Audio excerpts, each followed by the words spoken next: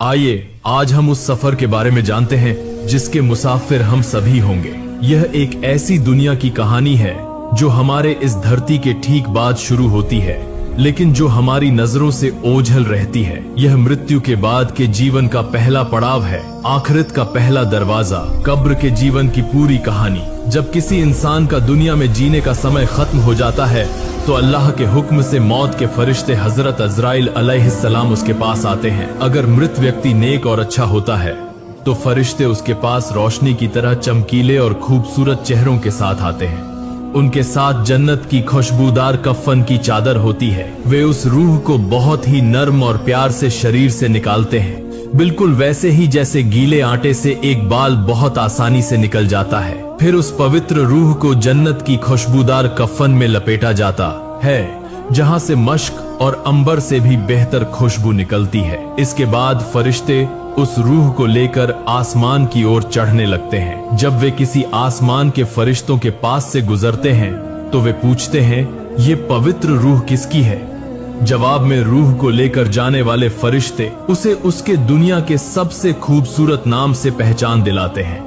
इसी तरह एक एक करके 7 आसमानों के दरवाजे उसके लिए खोल दिए जाते हैं और आखिर में उसकी रूह को इल्लीन नाम के एक सम्मानित जगह पर छोड़ दिया जाता है। लेकिन अगर मरा हुआ इंसान एक बुरा या पापी हो तो फरिश्ते उसके पास डरावनी और काली शक्ल में आते हैं। उनके साथ जहन्नुम की बदबूदार चमड़ी होती है। वे उस पापी रूह को बहुत दर्द देकर खींच खसोट कर उसके शरीर से बाहर निकालते है, बिल्कुल वैसे जैसे एक जिंदा बकरा की खाल उतारी जाती है। कभी सोचा है क्या भयानक नजारा होगा? जिंदा बकरा जब शरीर से त्वचा खींची जाती है तो कितनी तकलीफ होती होगी। बिल्कुल उसी तरह उन पापियों की आत्मा निकाली जाएगी।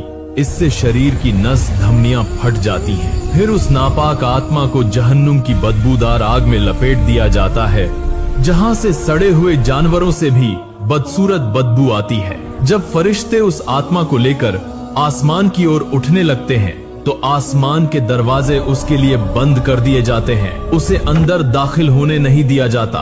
फिर उसकी आत्मा को सिज्जीन नाम के एक अपमानजनक जगह पर फेंक दिया जाता है। इसके बाद मृत व्यक्ति के शरीर को कब्र में उतारा जाता है और उसके रिश्तेदार उसे मिट्टी से ढक देते हैं। तब शुरू होता है एक भयानक अध्याय। मरा हुआ व्यक्ति कब्र में लेटा होने के बावजूद अपने अपनों के पैर की आवाजें सुन सकता है।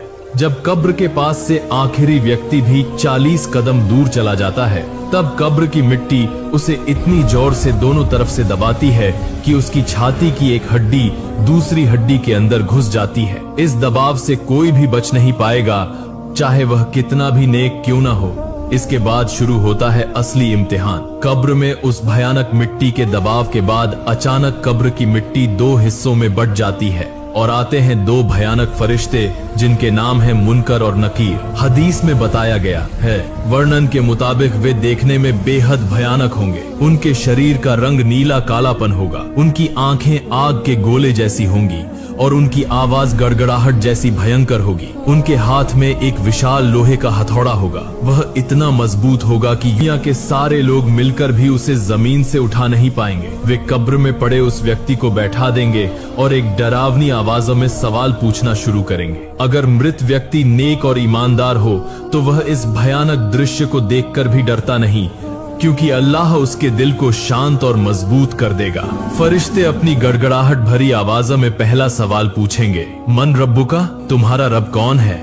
एक ईमानदार बंदा बिना किसी डर के पूरी शांति और मजबूत आवाज में जवाब देगा, रब्बी अल्लाह, मेरा रब अल्लाह है। फिर वे दूसरा सवाल पूछेंगे, मा दीनुका, तुम्हारा दीन क्या है? वह जवाब देगा, दीनिय अल इस्लाम, मेरा दीन इस्लाम है। आखिर में वे हमारे प्यारे नबी हजरत मोहम्मद सल्लल्लाहु अलैहि वसल्लम की तरफ इशारा करके तीसरा सवाल पूछेंगे, मा तकुलु फी हाज़ा अर्रजुल, तुम इस शख्स के बारे में क्या कहोगे? ईमानदार बंदा जवाब देगा, हुआ रसूलुल्लाह, वह अल्लाह के रसूल हैं। फिर फरिश्ते पूछेंगे, तुमने यह कैसे जाना? तुम कहोगे, मैंने अल्लाह की किताब पढ़ी है, उस पर ईमान लाया है और उसे सच माना है।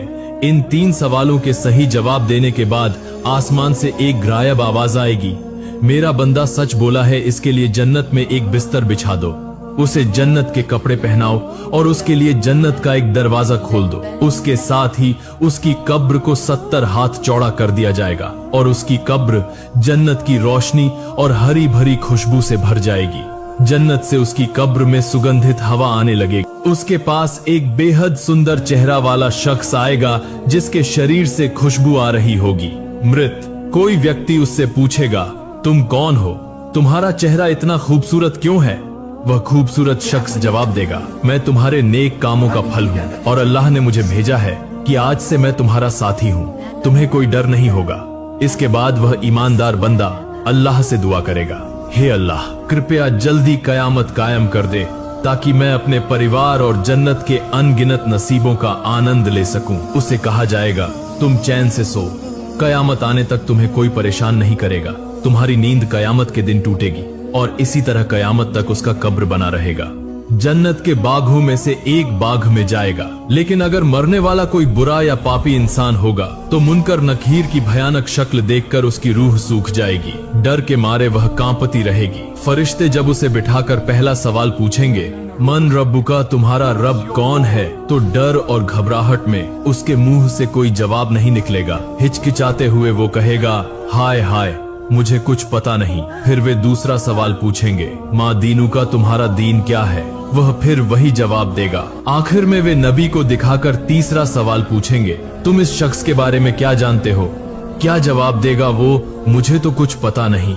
जैसे लोग कहते थे मैं भी वैसा ही कहता था। उसके ये जवाब सुनने के बाद आसमान से एक गायब आवाज आएगी, वो झूठ बोल रहा है। उसके लिए जहन्नुम में एक बिस्तर बिछा दो, उसे जहन्नुम के कपड़े पहना दो और उसके लिए जहन्नुम का एक दरवाजा खोल दो। साथ ही जहन्नुम की भयंकर गर्मी और बदबूदार हवा उसके कब्र में आने लगेगी।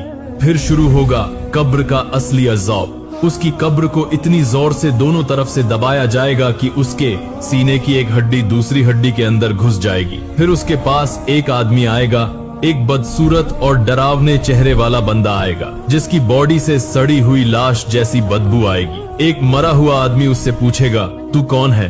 तेरा चेहरा इतना डरावना क्यों है?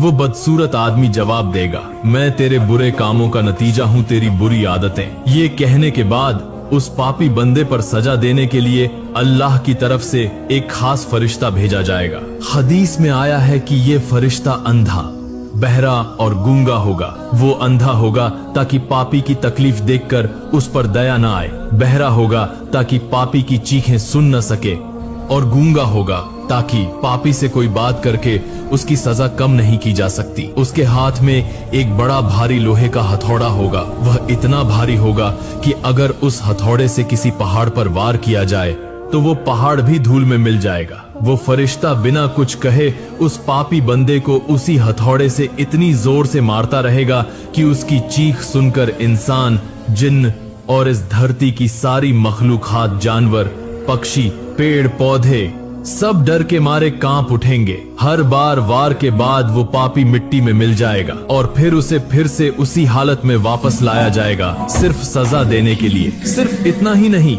उसकी कब्र के अंदर 99 बड़े बड़े सांप छोड़े जाएंगे।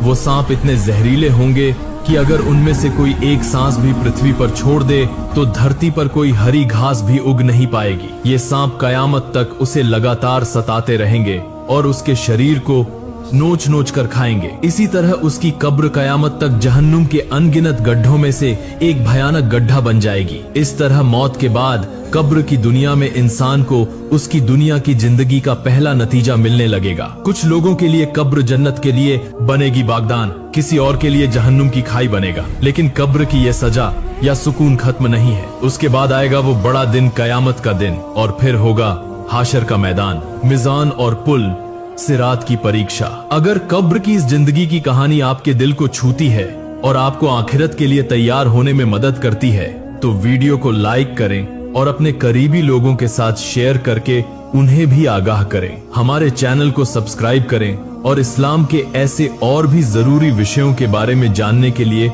हमारे साथ बने रहें।